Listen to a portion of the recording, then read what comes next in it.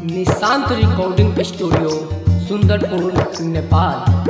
कसम खाता रानी तोहरा प्यार के, धोखा दिहनी न तोहरा के जान के।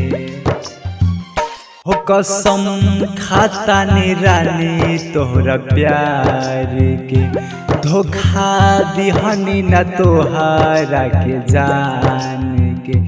जाने कैसे ही हमारा से भूल हो गई, जान कैसे ही हमारा से भूल हो गई यार। हमारे नजरिया से दूर हो गई यार, हमारे नजरिया से दूर हो गई।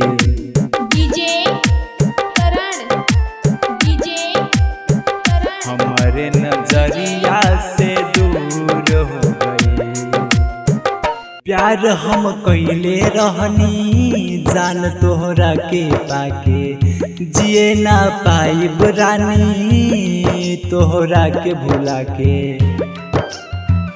प्यार हम कैले रहनी जान तोहरा के पाके, जिए ना पाइब रानी तोहरा के भुला के। बोला कौन गलतिया कबूल हो गई, बोला कौन गलतिया कबूल हो गई यार। हमारे नजरिया से दूर हो गई यार, हमारे नजरिया से दूर हो गई, हमारे नजरिया से दूर हो गई।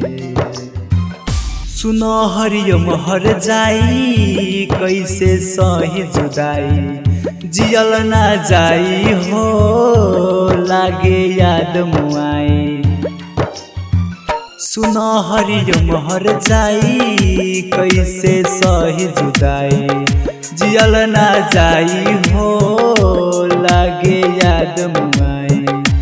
बिकेश राजा के दिल चूर चूर हो गए, डीजे करण के दिल चूर चूर हो गए यार। हमारे नजरिया से दूर हो गए यार, हमारे नजरिया से दूर हो गए। Nishant recording studio Sundarpur Nepal.